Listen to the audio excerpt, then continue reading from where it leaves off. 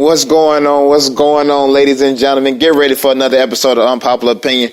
I'm your host, GRANxJEFE, and today, man, I'm flying solo. Unfortunately, my co-host, OG Raw, he is out in the great state of Washington, and they having a snowstorm. He's been without power. So, hey, praying for you, bruh. Y'all gonna beat that. But I got a good show for y'all today, man. I'm sorry about yesterday. We was also dealing with that yesterday as well. And I had some things come up on my end. So without further ado, however you're listening, I am live today, live in effect on Spreaker. I got a good show for y'all. We got some big news coming out of the NFL. Browns, Kareem Hunt, NBA, Russ, 10th consecutive triple-double. Harden, 30 straight 30-point games. KD in the Warriors situation and their deal.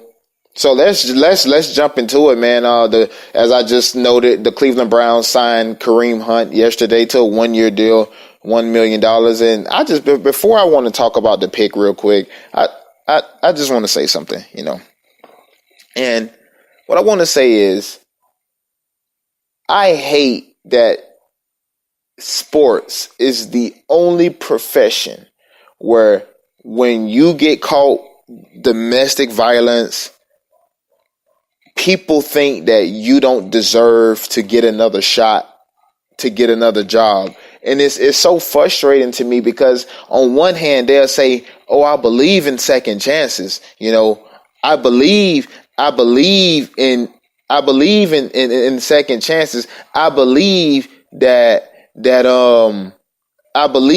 people should get whatever a limited amount of chances. But then they'll say, but I just think that it was too soon, or they should have waited, and so they're gonna put, good production and good play over women's safety. And it's like, stop that, man. Like stop that. Because that's one of the most ridiculous things that I have ever seen in my life. I mean, stop it. The man lost his job. He lost his income. He's now having to take rehabilitation courses. And you don't think that this man deserved to get another shot?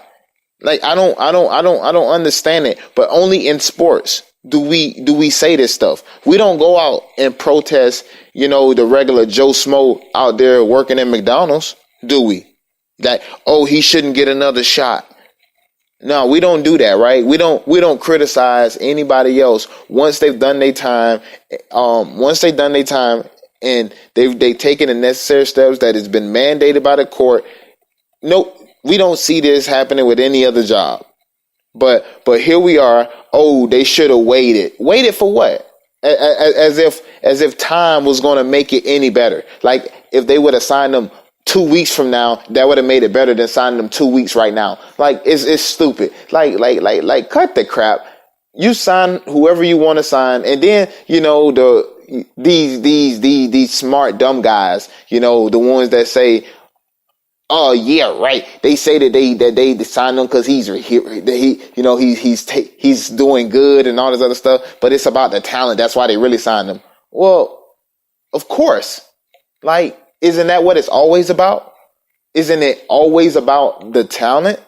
It's always been about the talent. Nobody's in the NFL because they say, oh no, this guy can't play, so let me go sign him. It's always about talent. So of course it's about talent. They say that as if they on some hot takes or something. Like, no, you ain't say nothing special. You literally said nothing special. The only thing you said was, this guy is good. Well, of course he's good. Of course he's good. Is he not supposed to be good? Is they supposed to be signing trash people? I don't get it, man. I don't get it. So just shut up. The man paid the price for it. He lost his job. He's going through the necessary steps, and he got signed on a team, which was going to happen. Didn't matter if it happened now. Didn't matter if it happened 2 weeks from now. Don't matter if it happened 2-3 months from now. He's on a team. It was going to happen. People deserve to get a second chance. This is coming from a guy that has 3 daughters.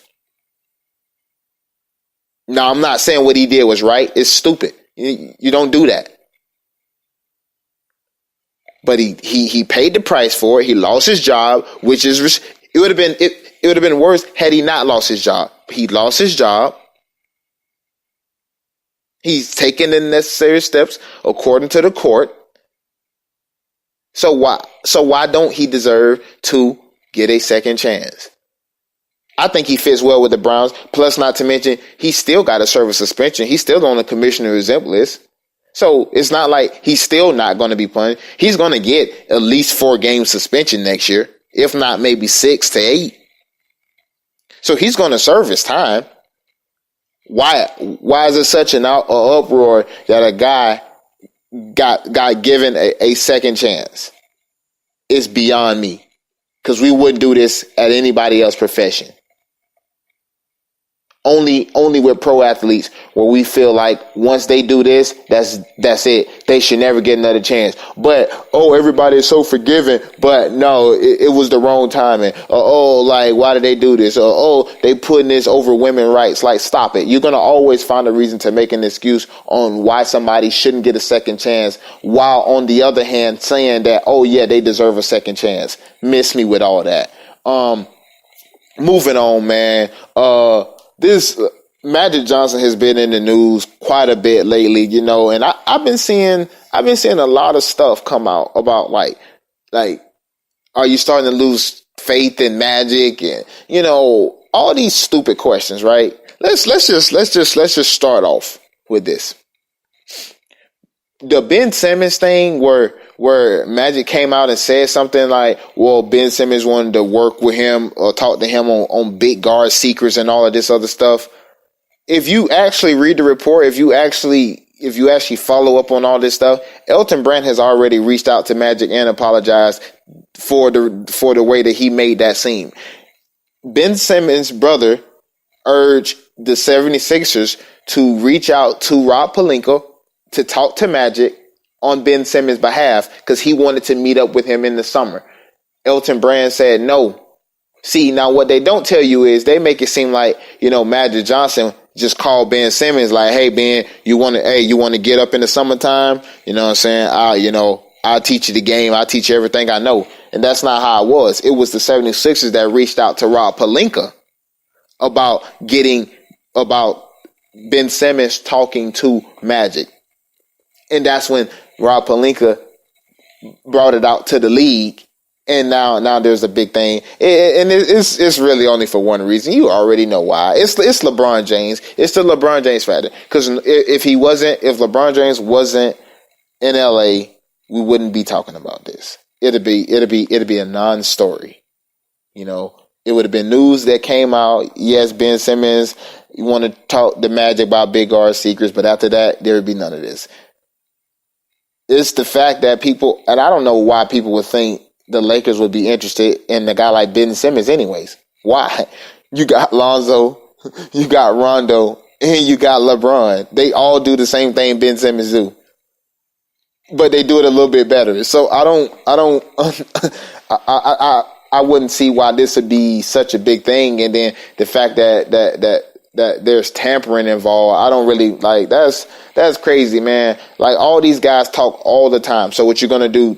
Look into cases where guys are conversating with each other. I don't like. It seems like the league is only doing this for LeBron or towards the Lakers.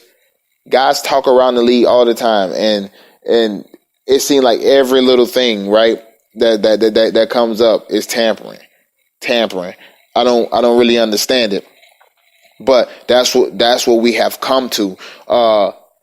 Switching gears, man. Staying right here in the NBA. Russell Westbrook, man, got his 10th consecutive triple double, breaking the record of 9 by Wilt. And Russ has been averaging 20 points, 13 rebounds, 13 assists during this 10-game stretch, and they're 9-1 in this 10-game stretch. And I don't think he's getting enough credit. This guy is averaging he's about to be averaging a triple double for the third consecutive season. Let that ring in your for the third consecutive season. And this guy gets no credit. This guy, everybody talking about Paul George, rightly so, who's averaging 37 points per game in this 10-game stretch that Russ has been averaging the triple double. But this guy, Russell Westbrook, he gets overlooked, he gets overshadowed. You know, he doesn't necessarily get the credit that he should. And I don't think it's right. This guy is the best defending point guard at his position. He's the best defending rebounder at his position. He may not be the best shooter, but he is one of the most aggressive attackers. He's one of the most aggressive scorers that we have in this league at the point guard position. And when he gets hot and he starts to feel it, this guy can light it up. I like Russell Westbrook. I've always liked Russ, and I just think what this guy is doing, averaging a triple double for 2 straight seasons, just had his 10th triple double in a row. Nobody has ever done that. He's in a category by himself. Nobody has ever done that, and we just moving it to the side because of other stuff. And I think this guy deserves a lot more credit for what he's doing, the way he had to switch up his game to fit Paul George style, and now they're playing winning basketball. I can't say enough good things about Russell Westbrook. Jason Tatum had an interesting quote the other day. Obviously they was asking about the Anthony Davis trade in New Orleans, and he said that he would like to play in New Orleans because he'll be the superstar player. And the question arose to me, man, like, does Jason Tatum already think that he is out the door? To say something of that manner, you have got to think like, man, this is all but over with for me. Like, this is probably really going to happen in the offseason. Anthony Davis will be here and I will be in New Orleans Pelicans, because I don't think you come out and say anything like that otherwise. I think you'll be like, I didn't read the whole quote, but I'm sure it's like, I love to stay in Boston and all that other stuff. But it was, for me, it was, I would love to go play in New Orleans, because then I would be the franchise player. And I just think that he knows, just like a lot of these guys know, that the writing is on the wall and that their time is almost coming to a close in Boston. I think that's the only way that you come out and you make those kind of claims right now, especially as a young player like Tatum. That's pretty normal. And the quote was, "I wouldn't mind trade to Nola. Wants to be the face of the franchise." Coming from Tim McMahon, who's a really good reporter. So he must know something that a lot of us probably don't know.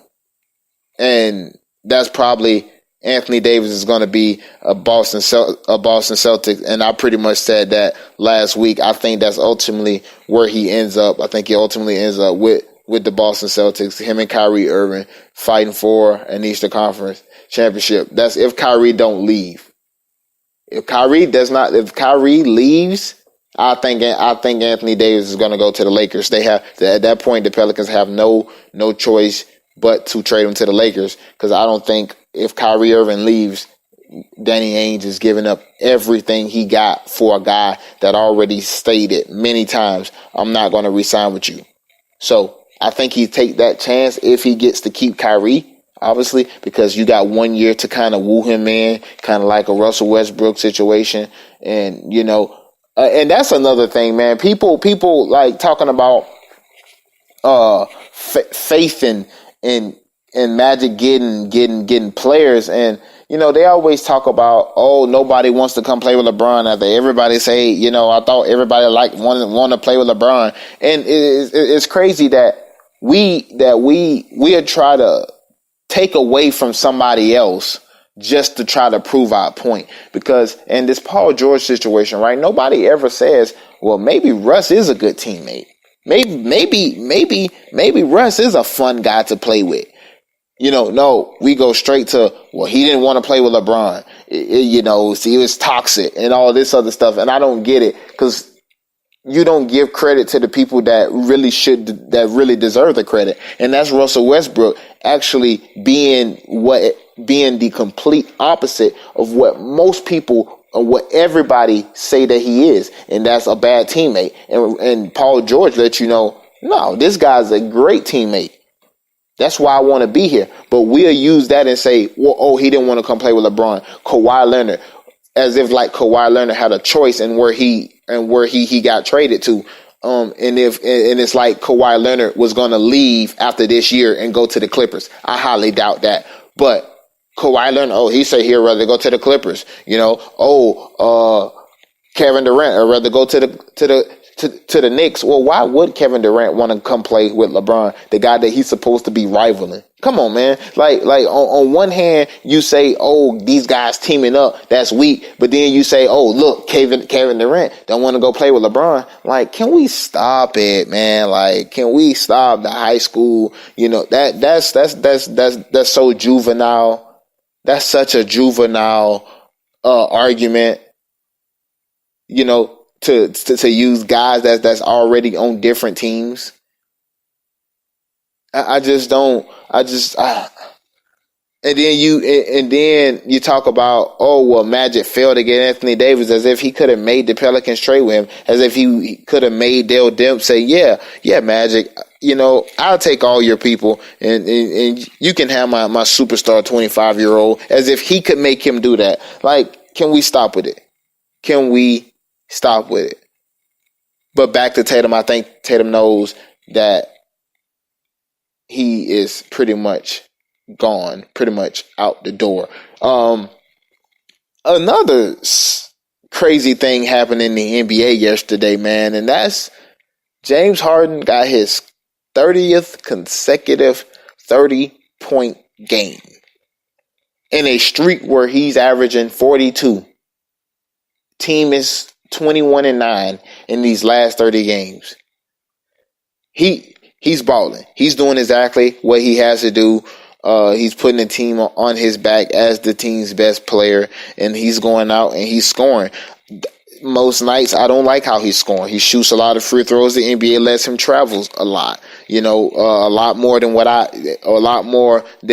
I like. But James Harden is one of the most gifted scorers that this game has ever saw. When you step to the side and you get away from the traveling, and then you get away from James Harden shooting all the free throws, you get a guy who can take you off the dribble to the hole, who can shoot off the dribble, who can shoot off the screen. He can ISO you. He can get to the cup. He can shoot the mid range. He can shoot the three. He can dunk on you, and he's almost a 90% free throw shooter. This guy is he's a good to great passer. We're talking about a complete offensive player, a complete offensive package like none other. Lacks on the defensive end, but as well put together on the offensive end as I've seen anybody. He's crafty with that left hand. He has a slow man's game where he's never in a rush to do anything, and you know what's coming, and you cannot stop it. Now, the refs helps him out a lot. Obviously, a lot of ticky-tack fouls, which is the reason why he struggles in the playoffs, because in the playoffs, referees, they swallow them whistles. They ain't blowing the whistles every time that you get mad because you thought that you got touched. And that's the reason why I struggle. But right now, man, this 30-point streak is amazing. I wouldn't quite put it above what Russ is doing right now, because I think what Russ is doing right now is crazy. As I'm getting to my phone right now, Antonio Brown officially asked Steelers for trade via Adam Schefter. Has put that out there. I know if Shefty putting his name on it, then that's the real deal. Holyfield. Get to that in a moment. But I don't think what James Harden is doing is more impressive than what Russ is doing. What Russ is doing is nobody else has ever done that. What James Harden is doing, guys have already done that. Will got 65 of them things. Of 30 straight, or 30 plus points a game. 65 games of that. So what James Harden is doing is nice, is unbelievable in this day and age where you got guys athletic from the 1 through the 5 position. Athletic ability does not skip any position in this era. Everybody are monsters. And the fact that he's doing that in this era, it's amazing. But somebody has already done that. Nice, impressive. Somebody's done it already. So whenever he get to 66, then that's when I'll be over wowed and all that other stuff. That'll be impressive. For right now, he's still 35 games short of that. 36 to be exact, short of that. So, yeah, impressive. But I think what Russ is doing, nobody has done that. I just can't put that over that. So, I'm gonna go Russ. The Antonio Brown situation. This is going to be a crazy thing, and that's moving to how Kareem Hunt really fits in with the Browns, and are they kind of the favorite of the AFC North? I've been talking about this in a lot of Facebook groups that I'm in, and I tell people when they be like, oh, the Browns, and I tell them, you guys are forgetting the Cincinnati Bengals just hired Zach Taylor, a quarterback coach, a guy who's never even called plays in this league. Yeah, sure, he's been around Sean McVay, but we're talking about a guy that does not call plays. He's a quarterback's coach. And then, Andy Dalton coming off injuries. AJ Green coming off injuries. Is that, I like Tyler Boyd, but who knows how this team going to do with a first-year staff? I don't know. The Pittsburgh Steelers is losing Le'Veon Bell, and now officially they're gonna lose Antonio Brown. Plus, I don't think James Conner is the type of guy that can lead a franchise. He does not do what Le'Veon Bell do. Sure, he made it to the Pro Bowl this year, but yeah, whatever. He had a few games where he rushed big. But a majority of those games, it was 20 carries for 30 yards. Those type outings. The games that he had big games in, they were monster games. But he had a bunch of not so great games all in between. He's not Le'Veon Bell. Juju Smith-Schuster, I like him. He's not Antonio Brown. How is he going to be when he's getting double coverage every play? How is he going to be when now he's the Antonio Brown? When the focus shifts towards let's stop Juju. I'm not saying he won't be great. Don't get me wrong. I'm not saying that at all. But what I'm saying is that let's pump the brakes that these guys are going to be fine without two major pieces of their offense. And then that brings me to the Baltimore Ravens. The Baltimore Ravens are starting Lamar Jackson at quarterback. I think that's already a liability. This guy cannot throw the football. And now got teams, defensive coordinators, they have a whole offseason and preseason to get ready for Lamar Jackson. He will not sneak up on anybody. He will have to throw the ball from the pocket, and that's something that he struggles with. That's something that he struggles with, a lot. That's something that he can't do. He floats balls. He lollipops balls. This guy will not make it in the NFL. I'm not wishing any ill will on him. I want him to make it, but I'm just giving you my professional analysis. This is not,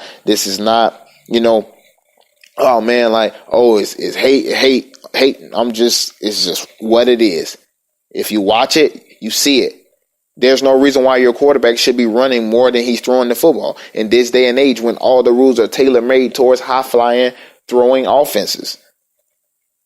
There's something to that. And when guys have a whole off season to scheme and to play for that, it's over with. They're gonna go back to college.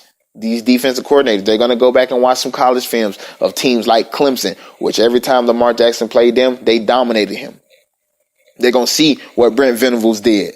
Okay, that's how we're gonna stop him. Every team is gonna adopt that. This is a copycat league, which leads my Browns to the up and coming team, who won 7 games last year, who probably should have won 10. We missed the field goal to win the game in overtime in week 1 against the Steelers. We missed the extra point in week 2 against the Saints.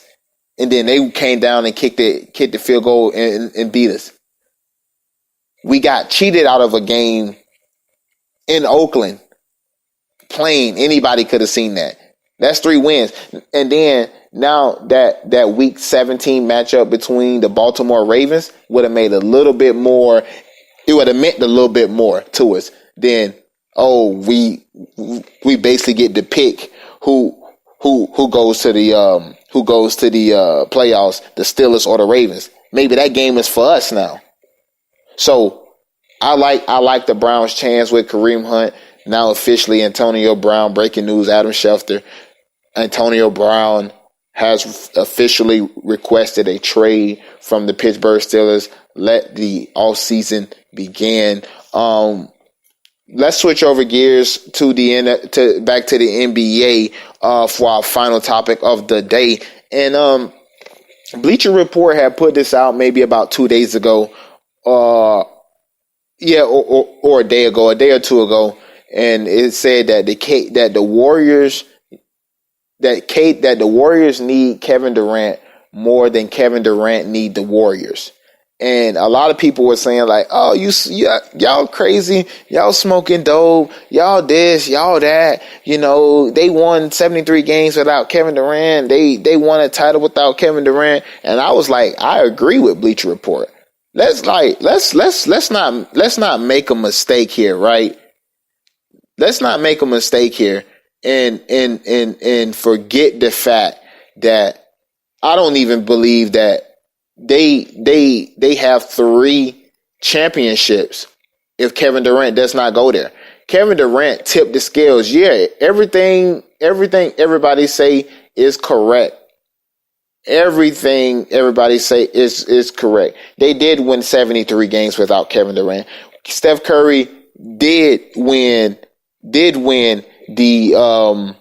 MVP, the first unanimous MVP. They did all that. But what happened? They lost. The year that they won, they didn't face a starting point guard that entire year or that entire postseason. They didn't face a starting point guard. Even the game 1 of the finals against the Cavs, Kyrie got hurt in that game, and he was already playing hurt. He was limping at every other play. These guys had the easiest run that year that they won the championship. The next year, what happened? They blew a 3-1 lead after Kevin Durant blew a 3-1 lead. Do I believe that if Kevin Durant stayed in OKC, they would have been able to beat the Warriors? Yes, I do. The Warriors don't even make it to the NBA Finals last year without Kevin Durant playing the way he did in that Houston series. Playing without Kevin Durant in the finals, I don't think they would have won the finals either. Steph Curry shooting 2 of 13. That team goes as Kevin Durant goes. Yes, they won. They had everything going before they played. They had everything going before they got Kevin Durant. They was winning championships, no doubt about that. Kevin Durant joined them because he couldn't win it where he was at. That's all facts. But Kevin Durant is the domino that have them winning three straight championships. The only teams that do that since the Kobe and Shaq days. And before that, Jordan and Pippen. And before that, Russell and the Celtics and all that. That's Kevin Durant. Without Kevin, that's the reason why everybody is saying the Golden State Warriors is going to win the title this year, because of Kevin Durant. They say because the Warriors are going to win because they got Steph Curry and Kevin Durant. He's the domino that's going to make everything fall. If he leaves, watch. I'm telling you right now, mark my words. Mark on February the 12th, 2019. If Kevin Durant leaves the Golden State Warriors and go to another team, the Golden State Warriors will not make it to another finals. It is not going to happen. He's the domino that made this fall because Steph Curry in big games, listen, he's not the greatest big game player. Look at his numbers. Look at his numbers during the regular season. Look at his numbers, at the first beginning of the playoffs when it's crunch time in the NBA Finals. Look at those numbers in the finals. Now, people say, yeah, but he's still averaging like 26 points a game. Well, yeah, because he shoot threes. And he's a 90% free throw shooter. So when he's on the line, of course he's going to make that. Threes are more than twos. All you need to do is hit 3 threes. If you go, let's say you go 4-22, but you hit 4 threes, you already at 12 points. And let's say you got fouled 5 times. You went to the line 5 times. You shot 10 free throws, and you hit, let's say, 9 of those. Since he's a 90% free throw shooter. 9 and 12. You already over 21 points right there. And all you need to do is just have one big game where you hit maybe a couple more threes to boost that average up. He's gonna get the points because he shoot threes. But if you look at the percentages in big games, you look at the percentages in those big moments, he does not play well in those big spots. And the Warriors need Kevin Durant more than Kevin Durant need the Warriors. He is the domino, the reason why they are about to win 3 straight. He is the domino why people are saying if he stays with the Golden State Warriors, they will be the first 4-peat champion since Russell. He's the reason why. It ain't because of Steph. Steph is probably, he's the exciting player. They need Kevin Durant. That's going to be it for today's show, guys. I want to thank you guys for always continuing to download the podcast. We're gonna if y'all can send some prayers out for OG and the folks out there in Washington. I thank you guys. Leave me a rating. Apple iTunes, 5-star preferably. If you don't give us a 5-star, I'm probably think you're a hater. That's going to be it for today's show, Gato. See you guys tomorrow.